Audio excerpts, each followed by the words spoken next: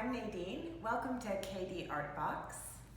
Today I am going to show you how to make a watercolor and oil pastel painting. I did mine of a butterfly, but you can also do bugs or plants. This kind of technique works really well for any kind of plant or bug that has lots of lines on it. So I did a viceroy butterfly. I found a picture of it online and printed it out. And online you can find all kinds of butterflies and bugs with really beautiful patterns. So you're gonna get out your supplies. You're gonna need watercolor paper and watercolor paints and brush, and get a cup full of water and a pencil, an oil pastel crayon. I'm using black, but you could pick whatever color you'd like, and an eraser. And you'll need a cloth that's okay to get dirty, or you can also use paper towel. And an option to make some fun patterns on your background are some coarse salt. And you can also tape down your watercolor paper to a table or a piece of cardboard if you're worried about the paper moving around while you're drawing or painting on it. Okay, so I am going to draw half of the butterfly body and then draw the wings. So we're concentrating on the wings and just one half of the butterfly.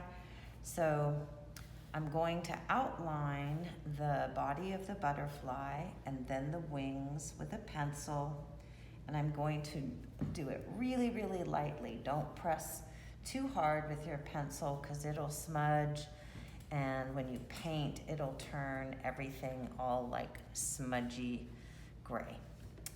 So I think I'm gonna start with the head, and that's kind of a curvy shape, a small curvy shape, and then the body is a longer curvy shape.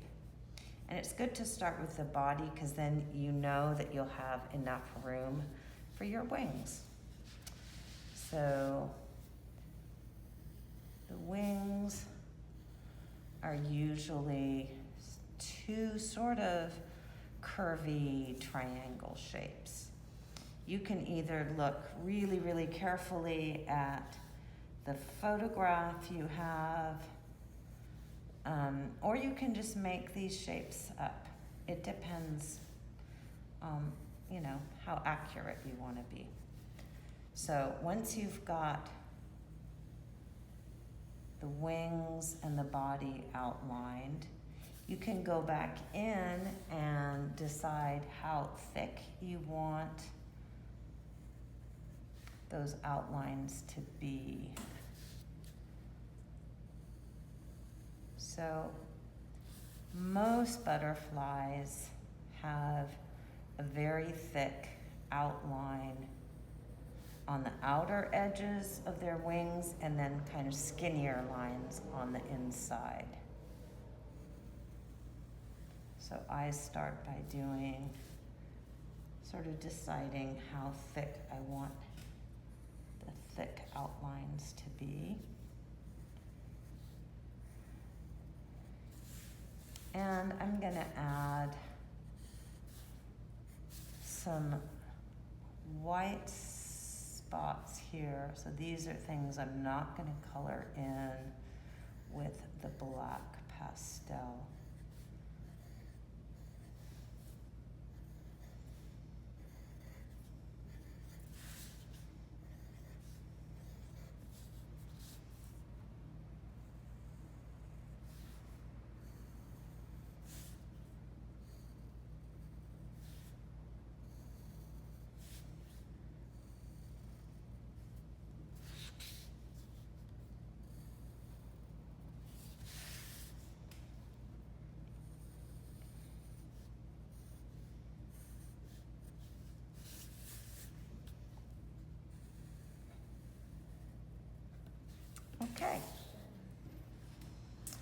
So now that we have the pencil outline done, I'm going to use my oil pastel to make all the fill-ins, or like all the outlines, with this nice chunky black pastel.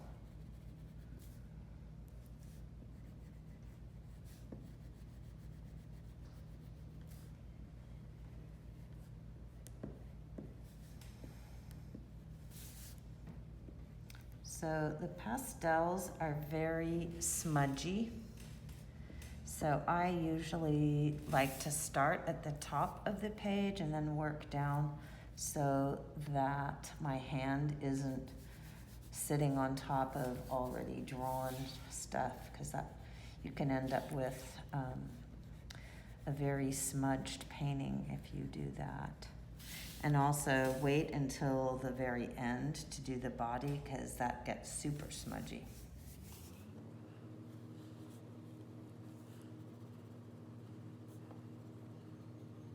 And it's a little tricky to make little shapes like this with the pastel, so like it's okay if it's not perfect. It'll look really good when you're all done and you have the paint on there. You won't even notice the things that aren't perfect.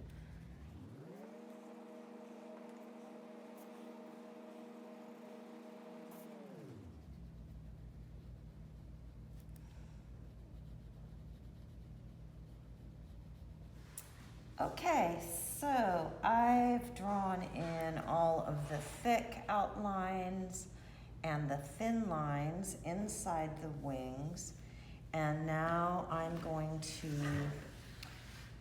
draw the body and the head and the antenna. So I turned my drawing around this way, so when I'm filling this in, I'm not going to smudge my wings. So I'm just going to start by outlining the body and the head. So I'm going to turn my drawing around so that when I start filling in the body and the head, I don't have my hand over the wings, because that gets smudgy. So go ahead and you can color in the head and the body with your oil pastel.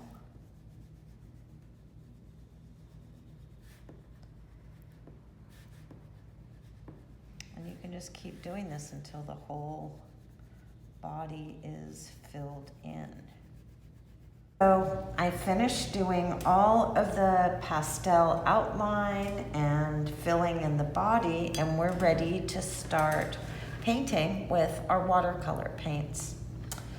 So I'm going to start with painting inside the wings first. So I'm going to wet my brush and fill in a little section of the wings. And the great thing about the pastels is you can just paint right on top of it and you won't see it. So you don't have to worry too much about going over the lines a little bit. So you've got your paper wet, and then with a wet brush, you're going to pick what color you want to use. And I just start by kind of dabbing it along an edge and watch what happens. So when you paint on top of paper that's already wet, it does these really fun patterns. And I'll show you in a minute what it looks like if you don't wet the paper first. But I'm going to finish this little section here first. So I rinse out my brush each time I'm done painting a section, so that if I pick another color to paint, I'm not turning that color into a mushy brown by mixing up all the colors together. So now with my clean brush, I'm going to pick another color to add in, and I'm going to do yellow and just see kind of what that looks like mixed in.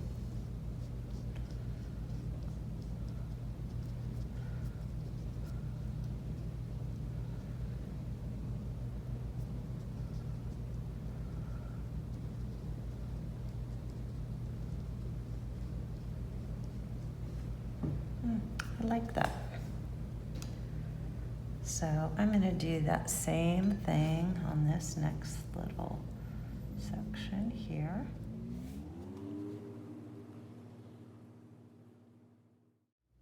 So once the paint inside the wings is pretty much dry, you can paint your background. And I painted the wings like oranges and yellows, and I'm going to paint the background blues and greens. And I'm going to show you what it looks like when you paint on dry paper, because if you remember, we painted on wet paper here, just so you can see the difference. So paper is dry and the brush is wet, and I've got some blue paint on there. And the difference is you just see the brush strokes. It doesn't make the cool kind of water patterns like it did when the paper is wet. I personally really like when I'm using watercolors to have those patterns, so I'm going to go ahead and wet the paper and just kind of move this paint onto the wet spots.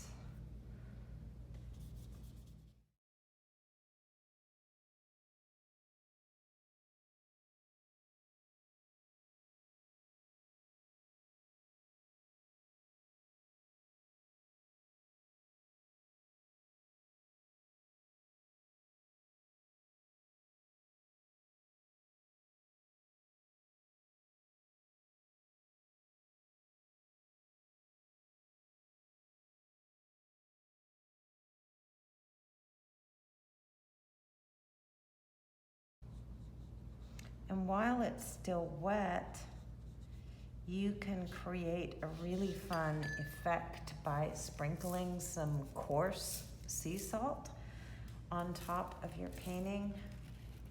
So I'll do that now. It works best when you do it when it's really wet.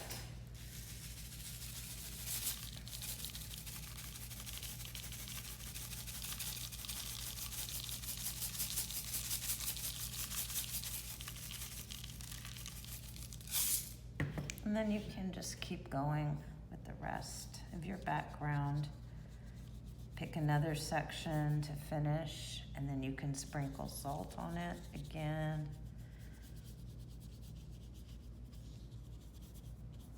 And we'll come back in a minute when I have all of this finished, and we'll let the salt dry, and then you can see what that looks like when the painting's done. So now that the background paint has completely dried, we can just scrape off all of the little salt crystals.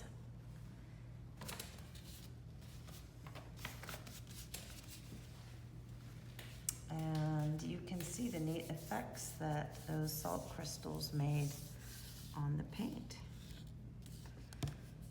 And once you've got all of the salt off, you can press your paper under a stack of books if you want to flatten it out again. And that's it. We're done.